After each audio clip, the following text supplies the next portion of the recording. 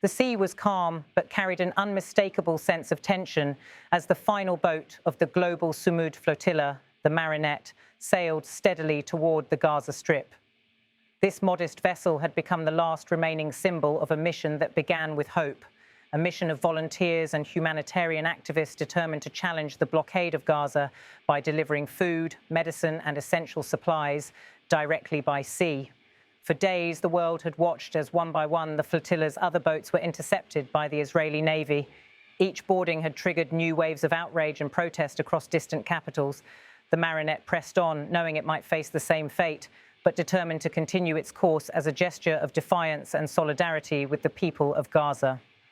Broadcast live by the Global Sumud Flotilla's own cameras, the voyage unfolded quietly at first.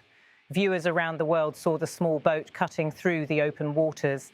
The sound of radio chatter provided a background hum, short, urgent exchanges between the crew and their support network on shore. That calm image was disrupted only when distant shapes of naval vessels began to appear on the horizon, slowly closing the gap. How many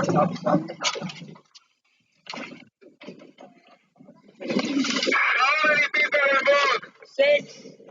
Point with your finger. How many people on board?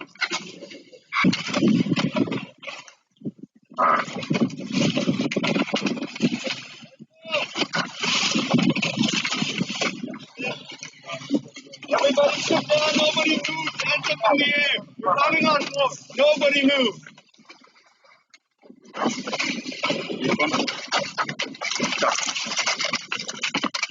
Hands in the air. Everybody close their eyes. As the Israeli Navy drew near, the radio communications grew more clipped, the voices more tense. One activist was heard saying, "We remain unarmed. We hope this will stay peaceful," but those listening to the live stream sensed that events were about to take a dramatic turn. The approaching patrol boats loomed larger, and the crew of the Marinette appeared braced for the confrontation. Then, as the Israeli vessels came alongside and armed personnel boarded the boat, the transmission abruptly stopped. For the thousands following the feed online, the sudden blackout conveyed a powerful and unsettling message. The mission had been halted. The Marinette's interception on October 3, 2025 was not an isolated incident, but the final act of a week-long maritime drama. It highlighted a clash between two narratives that have long defined the Gaza blockade. For the flotilla's organisers, this voyage was a non-violent humanitarian mission, an attempt to break what they describe as the collective punishment of Gaza's population.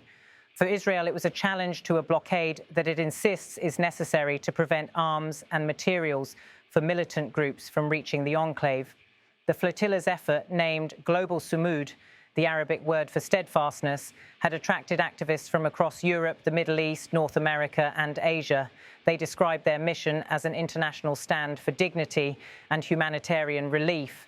Though the material supplies they carried were modest compared to what Gaza needs, the voyage carried symbolic weight. It was meant to focus global attention on what they saw as the ongoing humanitarian crisis in Gaza. Israel's position has remained consistent since it imposed the naval blockade in 2007, that it is a security measure designed to limit the flow of weapons to Hamas and other militant factions. The Navy insists that aid can be delivered through approved land crossings under supervision. To Israeli officials, unapproved maritime deliveries, even when declared as humanitarian, create security risks. The interception of the Marinette sparked immediate international reactions. Protests erupted in cities around the world, from Kuala Lumpur and Jakarta to Bogota, Berlin and Johannesburg. Demonstrators carried banners demanding the release of the detained activists and condemning what they called the obstruction of life-saving aid. In Malaysia, Prime Minister Anwar Ibrahim issued a strong statement declaring this was an unacceptable violation against unarmed civilians. Carrying life-saving supplies for Gaza, diplomatic reactions followed. Several governments, including Spain, Norway and South Africa, called for independent inquiries into the interception and for guarantees of the detainees' humane treatment.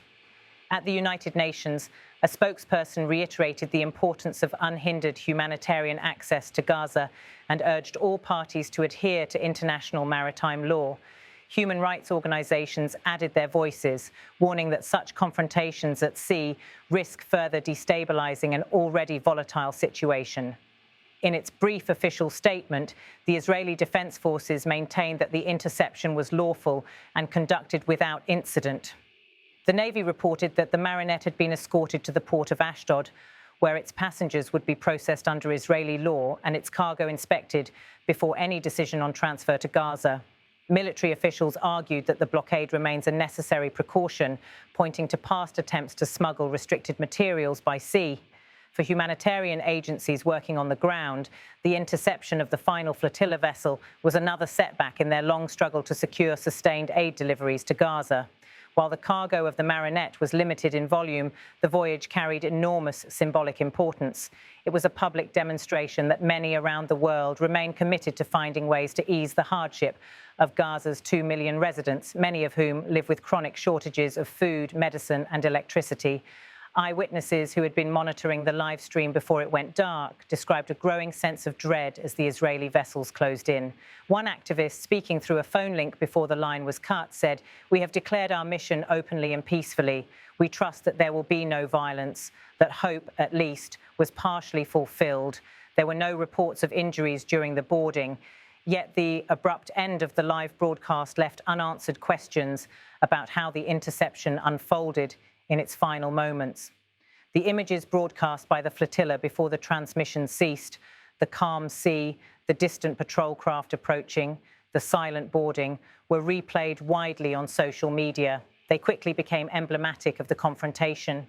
A modest civilian boat met by military power, its mission interrupted, but its message amplified. Analysts note that such maritime standoffs have a resonance that goes far beyond the size of the vessels or the aid they carry. They highlight the persistent deadlock over Gaza and expose the limits of international efforts to negotiate humanitarian corridors. They also test the political resolve of governments and institutions worldwide to move beyond symbolic gestures toward durable solutions.